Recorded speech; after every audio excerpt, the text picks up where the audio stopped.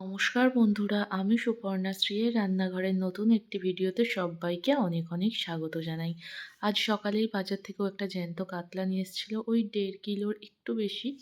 মাছটা প্রথমে ধুয়ে কেটে পিস করে নিয়ে সেখান থেকে কয়েক পিস মাছ নিয়ে নিয়েছি। প্রথমে তার মধ্যে দিয়ে দিচ্ছি অর্ধেক পাতিলেবুর রস, সামান্য গোলমরিচের গুঁড়ো, সামান্য পরিমাণে নুন আর সর্ষের তেল দিয়ে মাছটি খুব ভালোভাবে ম্যারিনেট করে আধ ঘন্টা মতো রেখে দেবো। আজকে আমি বানাচ্ছি মৌরি কাতলা। এই মৌরি কাতলা কিন্তু খেতে ভীষণ সুন্দর আর খুব তাড়াতাড়ি বানানোও হয়ে যায়। মাছটি ম্যারিনেট করার পর আমি এখানে নিয়ে নিয়েছি 4টে কাঁচা লঙ্কা, 3 কোয়া রসুন, 2 টুকরো আদা, 2টো পেঁয়াজ, একটা টমেটো, সবগুলি খুব ভালোভাবে পেস্ট করে নেব। পেস্ট করে নেওয়ার পর কড়াই গরম করতে দিয়ে দেব। কড়াইটা গরম হয়ে গেলে তাতে দিয়ে দেব 2 টেবিল চামচ মৌরি। মৌরি দিয়ে খুব ভালোভাবে ভেজে নেব। যখন মৌরি থেকে খুব সুন্দর একটি গন্ধ ছাড়তে শুরু করবে তখন নামিয়ে গুঁড়ো করে নেব। আর মৌরিটি বেশি ভাজবো না, তাহলে পুড়ে পুড়ে যাবে, তাই হালকা গন্ধ উঠলেই নামিয়ে নেব। তারপর কড়াই গরম করে তেল দিয়ে তেলটি গরম হলে ম্যারিনেট করা মাছগুলি একে একে দিয়ে দেব। এই মৌরি কাতলায় মাছটি খুব বেশি লাল করে ভাজবো না, হালকা এক পিঠ হয়ে গেলে অন্য পিঠটি উল্টে নামিয়ে নেব।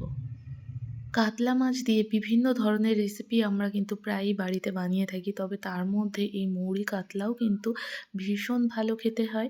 খুব কম মশলায় খুব সুন্দর তাড়াতাড়ি হয়েও যায় এই রেসিপিটি। দেখুন, মাছের একটা পিঠ ভাজা হয়ে গেলে অন্য পিঠটি উল্টে নিচ্ছি। এভাবেই মাছগুলি ভেজে নেব, খুব বেশি না, হালকা লাল করে ভেজে তুলে নেব। আপনারা যদি এর থেকে বেশি ভাজা পছন্দ করেন তো ভেজে নিতে পারেন। এই রান্নাটির মধ্যে মাছটি হালকাভাবে ভাজলে মশলাটি খুব ভালোভাবে ঢোকে আর খেতে ভালো হয়, তাই হালকাভাবে ভেজে নিলাম। মাছটি তুলে নেওয়ার পর ওই তেলেই আবার যে বাকি মাছগুলো আছে সেগুলি দিয়ে দেব। সেগুলি দিয়ে একই রকমভাবে এপিট ওপিট করে একটু হালকা লাল করে ভেজে নেব।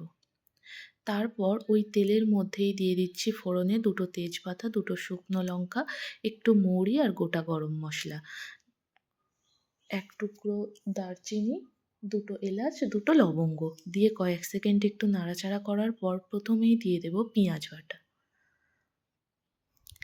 পেঁয়াজ বাটা তেলের মধ্যে দিয়ে খুব ভালো করে একটু সময় ধরে কষাতে হবে পেঁয়াজটি ভাজা ভাজা হওয়ার জন্য। দেখুন, খুব ভালোভাবে কষিয়ে এরকম গোল্ডেন ব্রাউন যখন হয়ে গেছে তখন আমি বেটে রাখা আদা রসুন দিয়ে দেব। দিয়ে আবারও মশলাটি ভালোভাবে কষাতে থাকবো। আর আদা রসুন কাঁচা লঙ্কা একসাথেই বেটে নিয়েছিলাম। মশলাটি কয়েক মিনিট কষানোর পর তারপর যে টমেটোটি বেটেছিলাম সেটি দিয়ে দেব। দিয়ে সবগুলি মশলা খুব ভালো করে কষবো যতক্ষণ না এই রকম তেল ছাড়তে শুরু করে। তেল ছাড়তে শুরু করলে দিয়ে দেব খুব সামান্য পরিমাণে কাশ্মীরি লঙ্কার গুঁড়ো। আমি এখানে 4টে কাঁচা লঙ্কা ব্যবহার করেছি। আপনারা যেমন ঝাল খেতে পছন্দ করেন সেই পরিমাণে ঝাল ব্যবহার করবেন। তারপর ফেটিয়ে রাখা টক দইটি দিয়ে দেব। টক দইটি আমি এখানে 50 গ্রাম ব্যবহার করেছি। তারপর উনুনের আঁচটি লোতে রেখে ভালোভাবে মিশিয়ে নেওয়ার পর আবারও গ্যাসের ফ্লেমটি মিডিয়ামে রেখে খুব সামান্য পরিমাণে একটু চিনি দিয়ে দিয়েছি। এতে টেস্টটি ব্যালেন্স হয়ে যাবে। তারপর খুব ভালোভাবে মিশিয়ে নেওয়ার পর দিয়ে দেব মৌরি গুঁড়ো। যে মৌরিটি গুঁড়ো করে রেখেছিলাম অর্ধেকটি দেবো আর অর্ধেকটি রেখে দেব। তারপর দেখুন, যখন তেল ছাড়তে শুরু করবে তখন দিয়ে দেব পরিমাণ মতো লবণ। আমি এখানে হাফ টেবিল চামচ মতো লবণ ব্যবহার করেছি। তারপরে দিয়ে দিচ্ছি জল।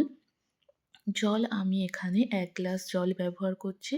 জল দেওয়ার পর ঝোলটি ফুটতে দেব 2 থেকে 3 মিনিট। দেখুন, ঝোলটি ফুটতে শুরু করেছে। 2-3 মিনিট পর ভেজে রাখা মাছগুলি দিয়ে দেব ঝোলের মধ্যে। আর ঝোলের মধ্যে মাছগুলি দেওয়ার পর 10 মিনিট গ্যাসের আঁচটি মিডিয়ামে রেখে ফুটিয়ে নেব। আমি এখানে খুব বেশি ঝোল রাখবো না, ওই গা মাখা মতো ঝোল রাখবো। দেখুন, 10 মিনিট পর ঝোলটা অনেকটা কমে গেছে। আমি এই রকমই ঝোল রাখবো। নামানোর আগে অর্ধেক যে মৌরি গুঁড়োটি আছে সেটি দিয়ে নামিয়ে নেব। তৈরি হয়ে গেল দারুণ স্বাদের মৌরি কাতলা। আপনারা অবশ্যই এইভাবে কিন্তু বাড়িতে বানিয়ে দেখতে পারেন। এই দেখুন, ঝোলটি এই রকম রেখেছি।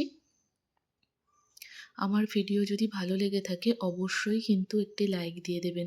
আর যে সকল বন্ধুরা এখনও চ্যানেলটিকে সাবস্ক্রাইব করেননি, চ্যানেলটিকে সাবস্ক্রাইব করে পাশে থাকবেন। আর ফেসবুক পেজ থেকে দেখলে পেজটিকে ফলো করে দেওয়ার অনুরোধ রইল। দেখা হচ্ছে আপনাদের সাথে পরের কোনো ভিডিওতে।